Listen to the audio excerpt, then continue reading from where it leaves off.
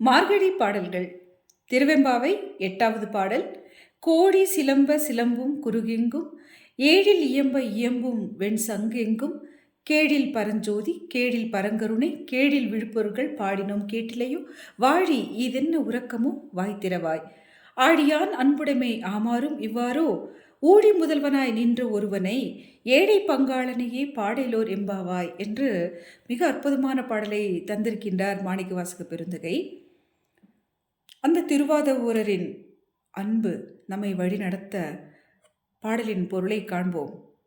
கோடி சிலம்ப சிலம்பும் குருகு எங்கும். அதிகாலையை துயிலெழுப்ப வந்திருக்கக்கூடிய இந்த அடியார்கள் உறங்கிக் கொண்டிருக்கின்றவளை பார்த்து கூறுகிறார்கள், நாம் ஆறறிவு படித்த மாந்தர்கள், நாம் ஒருவரை ஒருவர் எழுப்ப வேண்டி இருக்கின்றது. இதோ நாங்கள் புறப்பட்டு வந்து உன்னை எழுப்புகின்றோம். ஆனால் இயற்கையை கவனித்தாயா? கோழிகள் தாமாகவே அந்த விடியலை உணர்ந்து அவை ஒலிக்க ஆரம்பித்து விட்டன. கோழி சிலம்ப அவை ஒலி எழுப்ப ஆரம்பித்து விட்டன. சிலம்பும் குருகெங்கும், குருகு கொக்கு முதலான பறவை இனங்கள் அவையும் ஒலிக்க ஆரம்பித்து விட்டன. ஏழில் இயம்ப இயம்பும் வெண் சங்கு எங்கும். 7 இசைக்கு பொருத்தமாக இலக்கண முறைப்படி வாத்தியங்கள் இசைக்க கோயில்களில், சிவன் கோயில்களில் வாத்தியங்கள் இசைக்க அதற்கேற்றவாறு சிவச்சின்னமாகிய சங்கும் முழங்க ஆரம்பித்து விட்டது. உனக்கு இயற்கையாக பறவைகள் ஒலிக்கின்ற ஒலியும் கேட்கவில்லையா? இதோ அடியார்கள் கோயிலில் முழங்குகின்ற இசை முழக்கமும் கேட்கவில்லையா என்று ஆச்சரியப்படுகிறார்கள். நாம் நம்மை சிறந்தவர்கள், பகுத்தறிவுடையவர்கள், ஆராய்வு படித்தவர்கள், உலகத்தை ஆள்கின்றவர்கள் என்று சொல்லிக்கொண்டாலும் கூட சிந்தித்து பார்த்தால் ஒவ்வொரு உயிரும் எவ்வளவு அற்புதமாக படைக்கப்பட்டிருக்கின்றன என்பதை உணர முடிகின்றது. விடியற்காலையில் கீழ்வானம் வெளுக்கும் முன்பாக அந்த மெல்லிய ஒளியை அடையாளம் கண்டு கொண்டு பறவைகள் கீழ்த்திசை நோக்கி, கிழக்கு நோக்கி பறக்க ஆரம்பித்து விடுகின்றன. தமது எல்லையை வகுக்க குரல் எடுத்து ஒலிக்கின்றன. தனது துணையை தனது வலிமை காட்டி அடைக்கின்றன. எத்தனை அற்புதங்களை இந்த இயற்கை படைத்து தந்திருக்கின்றது. நமது அன்றாட அலுவல்களை துவங்குவதற்கு முன்பாக அதிகாரிகள் எழுந்து இவற்றை கண்டாலே பரவசம் ஏற்படும். அந்த நாளுக்கு வேண்டிய ஆற்றல் அங்கேயே கிடைத்துவிடும்.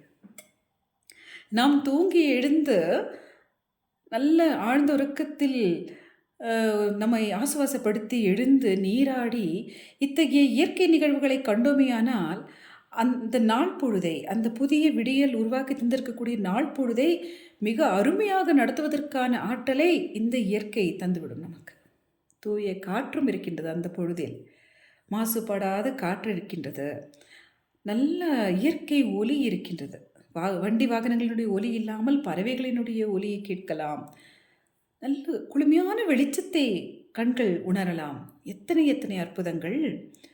இவை எதுவுமே உன்னை எழுப்பவில்லையா? பறவைகள் எழுப்பிய ஒலிகள் எதுவும் உன்னை எழுப்பவில்லையா? இதோ கோயில்களில் 7 இசைக்கு பொருந்த அந்த இலக்கணம் பிறழாது வாத்தியங்கள் இசைக்கப்படுகின்றன. அவை உன்னை எழுப்பவில்லையா? சங்குகள் முழங்குகின்றனவே, அவை உன்னை எழுப்பவில்லையா என்று கேட்கிறார்கள். கேடில் பரஞ்சோதி கேடில் பரங்கருணை, கேடில் விழுப்பொருள்கள் பாடினோம். உன்னுடைய வாசலுக்கு வந்தோம். உன்னுடைய வாசலுக்கு வருமளவும் நீ விழிக்கவில்லை. நாங்கள் வந்த நேரத்திலிருந்து குற்றமற்ற அந்த பரம்பொருளை பாடிக்கொண்டே இருக்கின்றோம். குற்றமற்ற பரம்பொருள் இல்லை என்றால் இந்த இத்தகைய அற்புதமான படைப்பு சாத்தியமே இல்லை. அந்த குற்றமற்ற பரம்பொருளை ஒவ்வொரு மலரிலும் நாம் தரிசிக்கலாம். நம் தாகம் தீர்க்கின்ற நீரிலும் அதன் தூய்மையிலும் நாம் தரிசிக்கலாம். பொங்கி ஓயாமல் பாடுகின்ற கடல் அலைகளிலும் அவன் புகழை கேட்கலாம். குற்றமற்ற பரம்பொருள், கேடில் பரம்பொருள், கேடில் பரஞ்சோதி, கேடில் பரங்கருணை, குற்றமற்ற ஒளிரூபமாக பெரும் சோதியாக நமது மனதில் இருக்கக்கூடிய அறியாமை, ஆணவம் முதலான இருளையெல்லாம் போக்குகின்ற சோதியாக இருக்கின்ற அந்த இறைவனை நாங்கள் பாடிக்கொண்டிருக்கின்றோம். உன்னுடைய வாசலில் நின்று பாடிக்கொண்டிருக்கின்றோம். எங்கோ ஒலிக்கின்ற பறவையின் ஒலி கேட்கவில்லை. இதோ உன்னுடைய தெருவில் இருக்கக்கூடிய இறைவனுடைய கோயிலில் எழுப்புகின்ற அந்த சிவ சின்னங்களினுடைய ஒலியும் உனக்கு கேட்கவில்லை என்றாலும் கூட உன் வாயிற்கடையில் நின்று நாங்கள் இவ்வளவு நேரமாக இறைவனுடைய பெருமையை பாடிக்கொண்டிருக்கின்றோம்.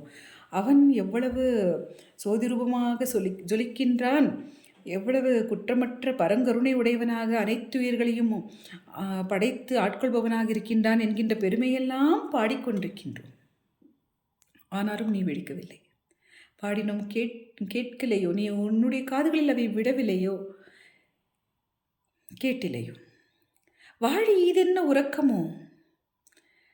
சரி, படித்து கொண்டே இருந்தால் ஒரு உயிர் ஈடேறுமா என்ன? இல்லை என்பதனால் வாழ்த்துகிறார்கள்.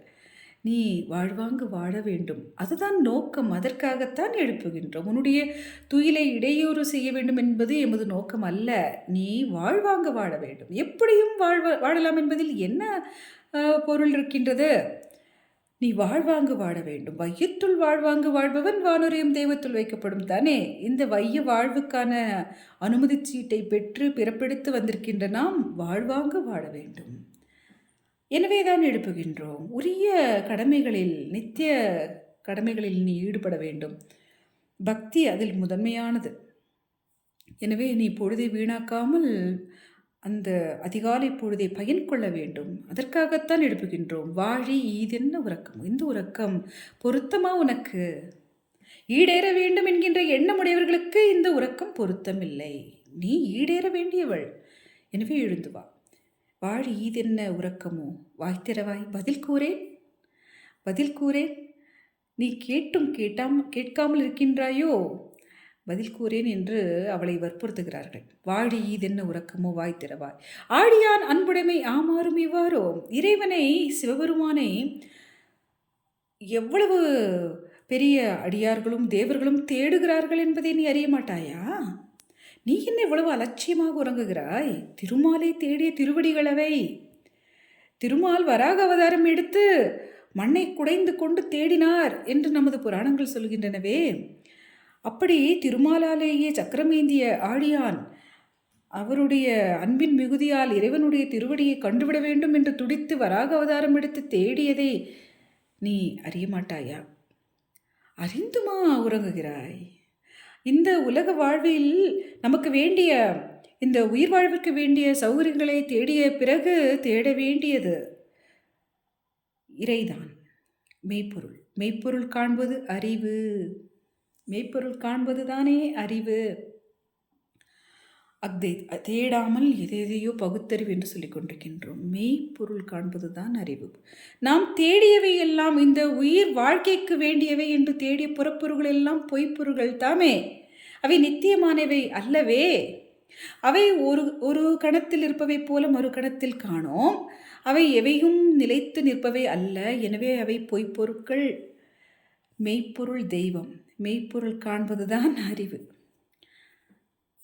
ஆக அதை தேடாமல், திருமாலை தேடிய திருவடிகளை தேடாமல் நீ என்ன இப்படி ஒரு அலட்சிய உறக்கம் உறங்குகிறாய்? ஆழியான் அன்புடைமை ஆமாறும் இவ்வாறு? ஊழி முதல்வனாய் நின்ற ஒருவனை, இந்த உலகம் முழுக்க ஒடுங்குகின்ற காலத்தும் ஒருவனாய் நிற்கின்ற இறைவனை. இறைவன் ஒருவன் தானே. இந்த உலகம் ஒடுங்குகின்ற காலத்தில் அந்த இறைவனிடத்தில் தான் அவை ஒடுங்கும். எங்கு ஒடுங்கும்? இறைவனிடத்தில் தான் ஒடுங்கும்.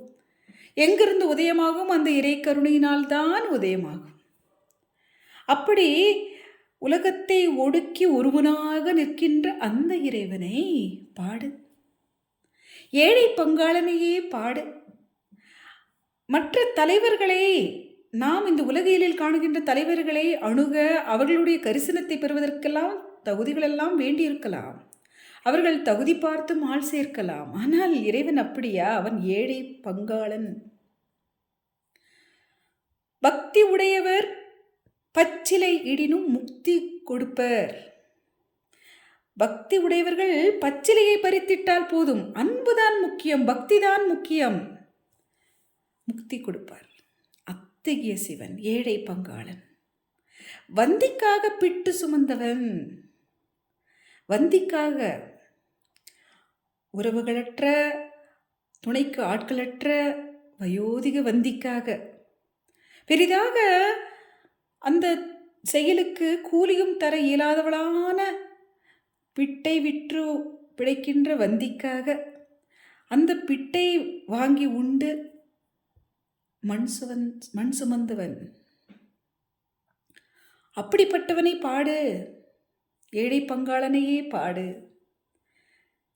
எனவே அனைவருக்கும் இறைக்கருணை நிச்சயம் என்பதை உறுதி செய்கின்றார் இந்த பாடலில். தகுதி என்ன? அன்பு என்கின்ற தகுதி வேண்டும். வறுமை அன்பிலிருந்து விடக்கூடாது. வறுமை பொருளாதாரத்தில் இருக்கலாம், ஆனால் அன்பில் வறுமை இருந்துவிடக்கூடாது. ஒரு சமயம் அன்பிலும் வறுமை என்றால் அவர்கள் இறையை தேடவே மாட்டார்கள். அவர்களுக்கு இறை உணர்வு இருக்காது. இறைவனை தேடுகின்றவர்கள் ஏமாற்றப்பட மாட்டார்கள். ஏனென்றால் அன்புடையவன் தான் தேடுவான். அன்புடையவனுக்கு ஏமாற்றம் கிடையாது.